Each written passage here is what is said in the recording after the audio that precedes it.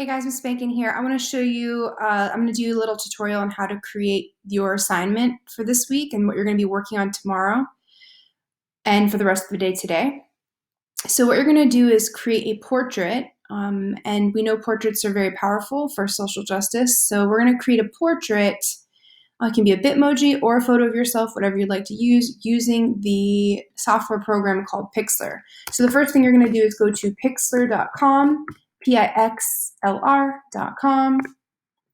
and this is going to pop up. And I would use the advanced Pixlr. It's going to give you a little bit more options. And you can see I've kind of been playing around with some of the ideas here, and I'm going to do something very similar to just show you. So over here on the left-hand side, you're going to go to upload image, open image over here. It's this teal color. And what I've already done beforehand is picked a photo that I want to use as my background photo. So my background photo is this image here that I found that I think is really powerful, and you can do a Google search and find an image you feel like will work, or even better yet, use one of your own images. So I'm going to open that up, and that's your background layer. The next thing I want to do is put my actual portrait in. So I'm going to go over here on the right and hit the plus sign, and I'm going to click image. And what I want to do now is I want to find my Bitmoji. So that was a recent download. So over here on my computer, it's under recent. Yours might be under downloads, but there's my Bitmoji.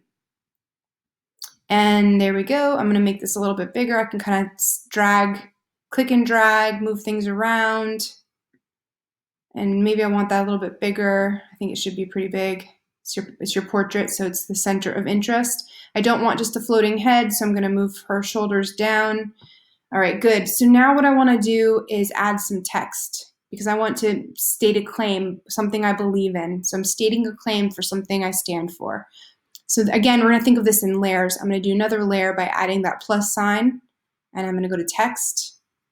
And we know you guys are here for this reason too, but we stand for social justice. We believe in equity and fairness for all people. So my text is just going to be, I stand for social justice.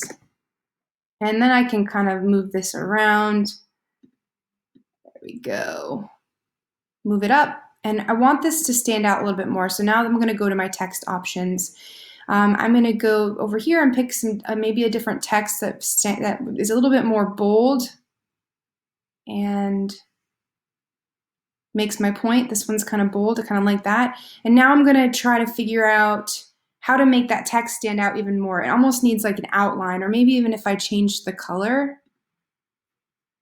something brighter against that black and white background. Something really bright. Something very eye-catching. Like this like bright pink color. It's not bad. And again, if I go over, this is where I'm going to get my lighter tones, but I can just kind of click through and see which one I think is good.